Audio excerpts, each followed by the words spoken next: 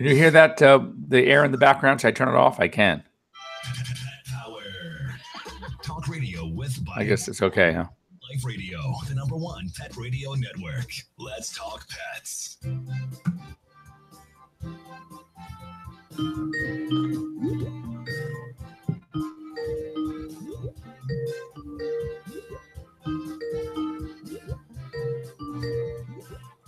Okay.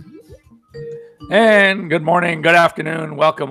You're here live with Dr. Jeff Werber, your host for the next 30 minutes here on Pet Life Radio's Ask the Vets with Dr. Jeff, our live call-in show. Call-in means we want to hear from you. We can talk about anything, but give us a call. A couple of ways to get a hold of us, actually, 3 more. 877-385-8882. Once again, 877-385-8882. That is our toll-free number. You can also I think it's better anyway, is join us here in Google Hangouts. If you log on to Pet Life Radio, go on to the shows tab and scroll down to Ask the Vets with Dr. Jeff. That's me. And you'll see there's a box, and in the box is a Google Hangouts link. Very simply click on the link, and it'll take you straight to us. We can see you here live. We can talk about whatever you want to talk about. Hopefully, if you have a pet that is lap size or just a pet that can sit next to you, then have him or her on with you. And as I've been saying this for a while, get used to this type of communication, because around the corner are going to be quite a few what we call telemedicine or telehealth opportunities for you to not have to jump in a car, not have to run to the doctor, not have to fight traffic, not have to sit in a waiting room, and you can have your pets seen, and I put that in quotes, and depending on the relationship with the person taking the call, i.e. if it's one of your own doctors, actually in every state can diagnose and treat as well. As long as there is that relationship, we call that a VCPR, a veterinary client-patient relationship. So I know those of you who join me here every week on Pet Life Radio's Ask Us Dr. Jeff, you do know that I kind of like to peruse the news.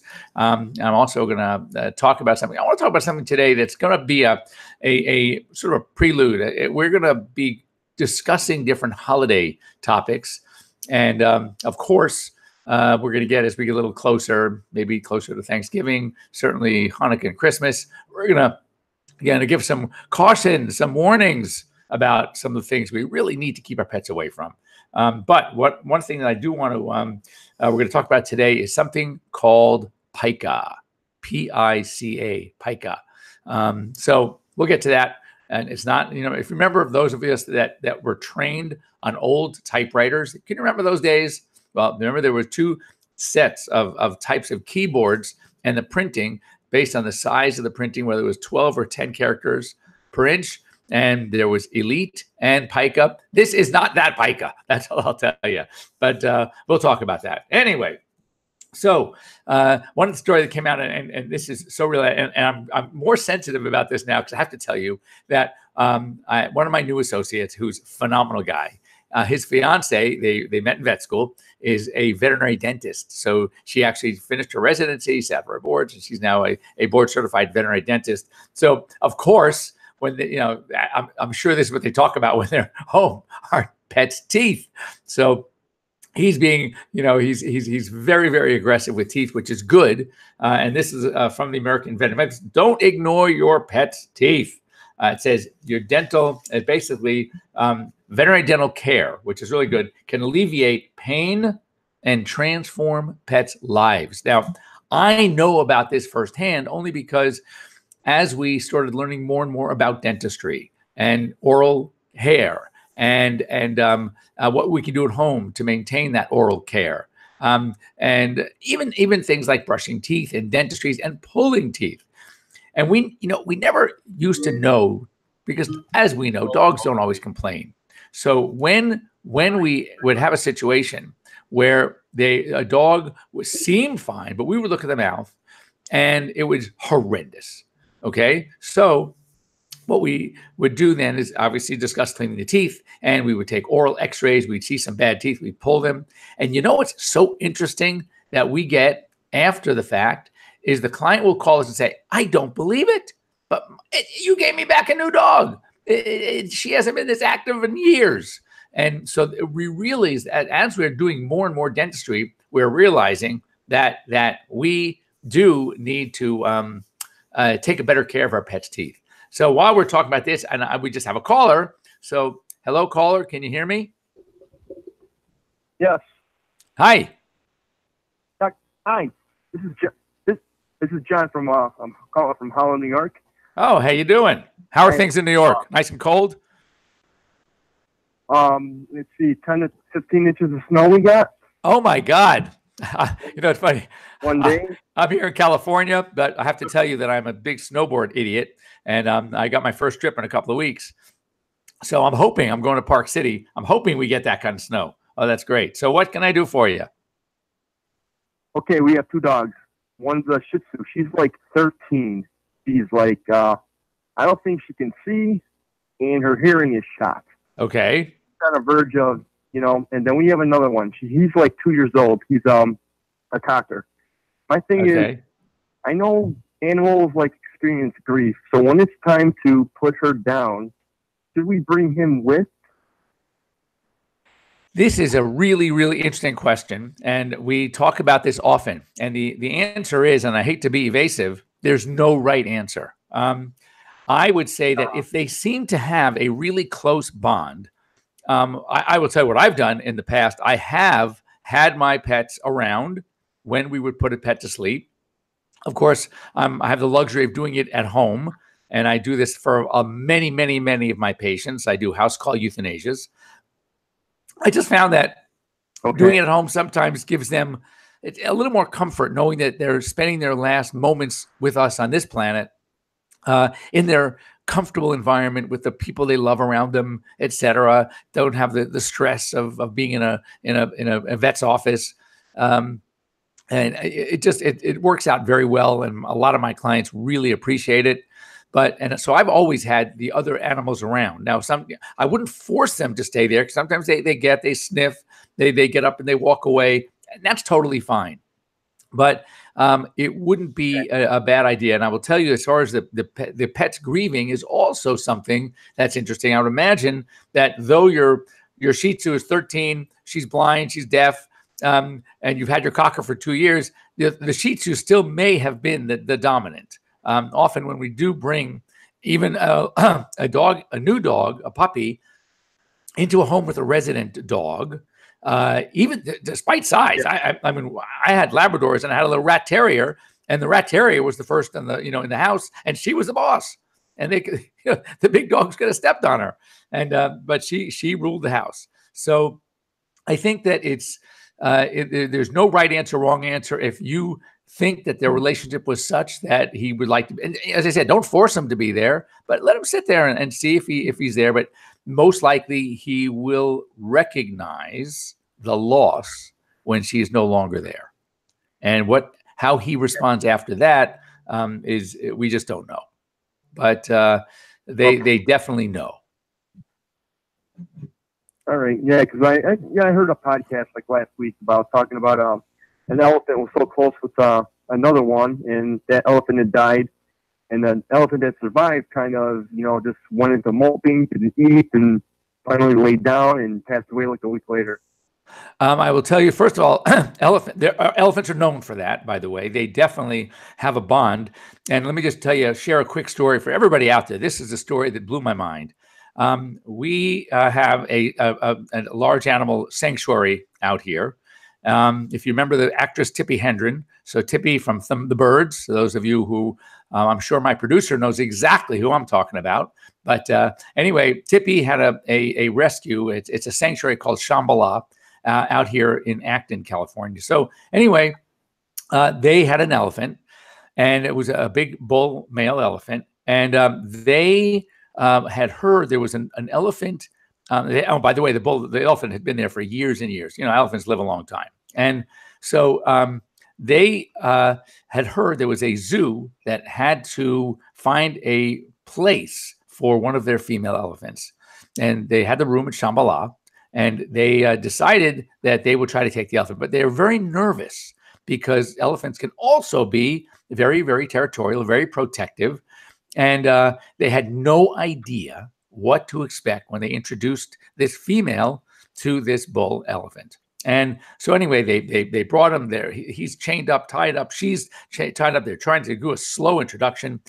And all of a sudden, the two of them start vocalizing in such a way that they have never heard this type of vocalizing. And as they get closer, these elephants, their trunks are intertwining. They are all over each other. It was the weirdest things with these crazy, it was almost like a whine, a cry. And so P.S., they started doing some research, and they found out that these elephants were from the same pod like 30 years before. And they were rescued, obviously separated, and when one went to Shambhala, one went to the zoo, wherever it was, and they were reunited. And it was like years later, and yet they not only, I mean, they remembered each other, but the bond that they shared it was so amazing. It was the people around. There were tears in their eyes just looking at these two. So as I said, elephants definitely have this behavior. But I have seen the dogs. I'll tell you, when I had I went to school. My high school graduation present, my very own Labrador. His name was Thor. When Thor was about 5, we got another lab, and so now I was in vet school. And they both lived with us in vet school, and we had come down for the summer vacation, and Thor died like 2 days before we were heading back up to Davis. So typically, when my wife and I would drive up, we would each have our own car. We would tandem. So anyway, we get there, and Woody, the younger one, who is not uncommon for him because they know that they would drive in separate cars, so we get out, and he runs into the house, and he is looking for Thor. And obviously Thor wasn't there. And he moped around for days. Now, they each had their own bed in our living room, and they would never, Woody would never sleep in Thor's bed. Never. I mean, that was a no-no. And he went up to the bed, sniffed it, got on the bed, circling the bed, and started to cry. So it's hard to tell. Other dogs, I'll tell you stories that if there's a dog that was if the alpha passes away and the submissive one is the survivor, all of a sudden that submissive one, who was the beta dog, the one that was being picked on all the time, the one that had to subdue his personality because of alpha, and all of a sudden they realized that he's not there. And all of a sudden, this submissive dog just becomes like a hero. And it's like he seems like he's thrilled. So it just varies. But as I said, it's a great question. There's no right, there's no wrong. I believe your cocker will sense the loss of the Shih Tzu. And but how he'll react, we just don't know. So if there's someone around there, I don't know if you've even thought about it. I don't know if it's offered in your area. But house call euthanasia it's really something. It really is. So you might think about that. My son, I called you a few years ago. My son is right now. He's a senior in Madai. He's a licensed vet tech now. Oh, good. We applied to I guess 2 or 3 colleges so far. Kent and Ohio University State for vet school or for tech? And Cornell. Oh, Cornell, great. Cornell's great school. There's always a battle between Cornell and Davis. Davis is number 1 again. It was when I was there, but then Cornell took over for a number of years. And so now Davis is number 1, Cornell is number 2. You can't go wrong. Ohio State, Cornell, Colorado State, North Carolina State, Penn. I mean, if you can pretty much get into any vet school, you're going to be fine because there are so few and they are so tough to get into. Yeah, because I know you said it took you like 7 times to get in, and he's getting so impatient because he hasn't heard anything back from these schools yet. Yeah, just have him wait. It's funny. It took me 4. You have a really good memory, and the reason that I kept going was because one of the vets that I worked for applied 5 times, and when I told him I had gotten rejected again after my 3rd application, he basically said, and I was told I will not ever get into vet school. He told me, screw him. You reapply, and I did, and I got in on my 4th. So it's definitely worth it. And he's got 2 jobs. Good for him. That's great. Well, anyway, thank you for the call. I'm sorry to hear about your shih tzu. I am dealing with two 13-year-old dogs here at home. I had four, but my one is my little old French bulldog that I delivered C-section 13 and a half years ago. And the other one is my Labradoodle, who's amazingly over 13. He's almost 13 and a half. So I know exactly what you're going through. Hang in there. And, I'm sure that, your cocker, you'll probably end up getting another dog, because I'm sure you've already seen the benefits of having more than one. So, all right. Anyway, good luck to your son. And thanks for calling in. Yeah. Take care. Okay. Happy snowboarding. Thank you. I appreciate it. Thanks a lot. So next is leptospirosis. Everyone is on the rise. Lepto it's carried by rodents. It's a bacterial infection, and usually we see it wherever there are mountain streams and ponds. And it's definitely what I call a lifestyle vaccine. When it can be, there is a vaccine for it. So what I want you to do is make sure to check with your veterinarian if lepto is prevalent. It causes kidney disease, liver disease. It can be deadly. So make sure that if it is prevalent in your area, that you take the necessary precautions. Next up, New Jersey. Love to hear this. They have banned a dog breeder for irresponsible breeding practices. She can no longer own or sell animals, and they raided her facility, and the puppies were in horrendous conditions. A couple of puppies died even after treatments. So anyway, that's something there. I love to hear that when states are stepping up to the plate and doing the right thing.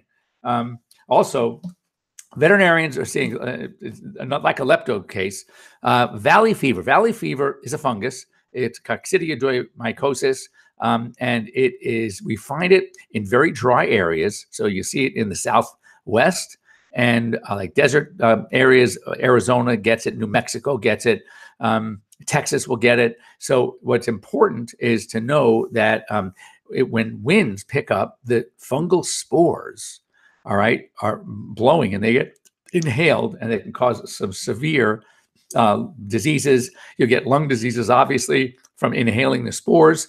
So you'll hear coughing, you'll weight loss, lethargy, limping. So if you live in an area where there are these, valley fever for one, but any kind of fungal diseases, fungal spores, and then, by the way, just so you know, fungal infections are very, very tough to treat. I mean, very difficult and long-term. It's not like a bacterial infection where you can treat for 10 to 14 days. We're talking months of treatment. So, and the prognosis is always very guarded. So be really careful. This is also interesting. I don't know where you stand with this one, but the state of Florida has now voters approved. It's a constitutional amendment that they are going to phase out greyhound racing by December 31st, 2020. There will no longer be greyhound racing in the state of Florida. And I mean, already, and be prepared, by the way, because there are so many greyhound rescue organizations, because after they've had their 2 years or 3 years on the track, they're like discarded. It's terrible. So there's some great greyhound rescues out there. I remember my aunt got a greyhound rescue. She lived in Florida, in Miami. And they had a phenomenal, fantastic greyhound there. Great pets. And don't think, just so you know, greyhounds, you would think, oh my God, this is a running dog. It made its life running, racing. And I can't have it in my apartment. Oh, yes, you can, because they are really couch potatoes. As long as you give them the opportunity on a walk to go to the park to run, they are not going to run. They love just chilling, sitting on a couch. They're really fantastic, fantastic dogs. Lastly, before a break, I want to talk about this one. This is also good. This gene therapy to reduce pain and inflammation in dogs with osteoarthritis. It's experimental gene treatment based on interleukin 10. It's called interleukin 10, and remember, interleukins are a group of mediators. We talked about allergies and how Apoquel works. It suppresses interleukin 31, IL-31. Well, this is interleukin 10, and it can reduce, interestingly, what they're hoping to go with this. If the early results can stand and they actually get more, that ultimately they think that this interleukin 10 therapy could reduce the need for joint replacements in people. So that's really cool. So the research is being done now at the University of Colorado in Boulder. And I think that's really, really great stuff. And just think, there's so many advancements going on all the time. So when we come back, we are going to talk about pica and just a case that I have with Louis and his pica, what it means, what you can do, and why you need to do something about it. So don't go away. We'll be right back. We'll be right back, right after these messages. Stay tuned. What if you could protect the life of your cat with something so simple and affordable that you already use every day? Get ready for the evolution of kitty litter. It's Pretty Litter. Along with all the features you've come to expect from your kitty litter, Pretty Litter's patented and scientific formula will also monitor your cat's health and detect illnesses early while providing industry-leading odor control. 2 kitty litters, same cat, same price. But there's one important difference. Pretty Litter reacts to your cat's waste by detecting health issues simply by changing color. And the key is that Pretty Litter detects these issues before your cat shows symptoms of physical illness or pain, likely saving you major dollars in vet bills while protecting the health of your cat. What do you think, little guy? Ready to switch litter? Pretty Litter. Colorful insight into your cat's health. Go to prettylittercats.com/cat101 or use coupon code CAT101 to get 20% off your first subscription order. Put on a perfectly possum pet party. Having an awesome birthday or adoption day celebration for your 4-legged friend? Or just want a fun excuse to throw a fun party with your friends from the dog park? Deck out your party with Molly and Bandit Pet Party accessories. Party products designed specifically for pets. There are wearables, including adjustable pet party hats, bow ties, and tutus. The photo prop kits include funny glasses and hats. The party supplies and decorations include coordinating table covers, party banners, cake decorations, and treat bowls, cups, and bags. Everything you need to create great memories and Instagram-worthy photos. They're available in 2 colorful themes, tropical and fireman. It's a dog's life. Celebrate it with Molly and Bandit Pet Party at mollyandbanditpetparty.com/petlife.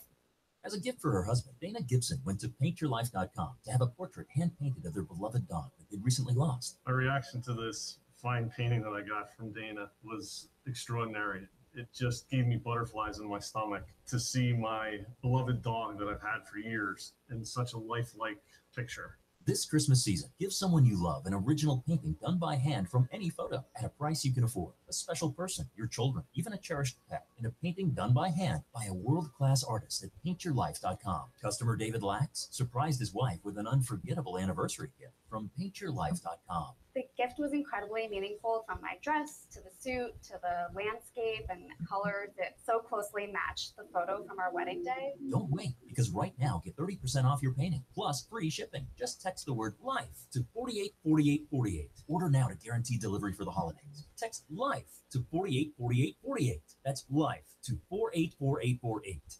Does your dog itch, scratch, stink, or shed like crazy?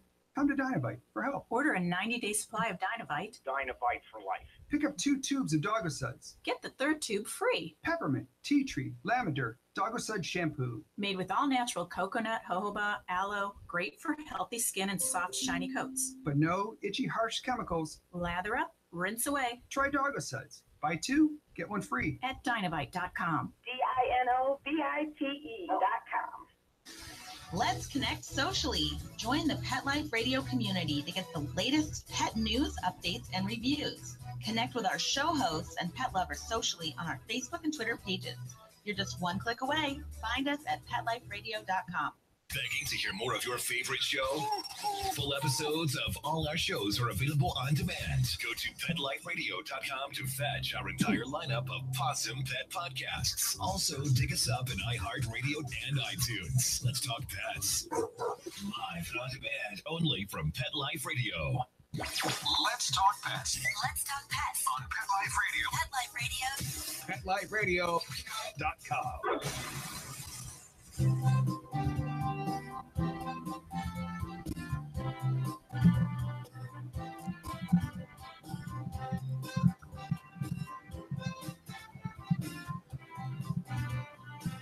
Okay.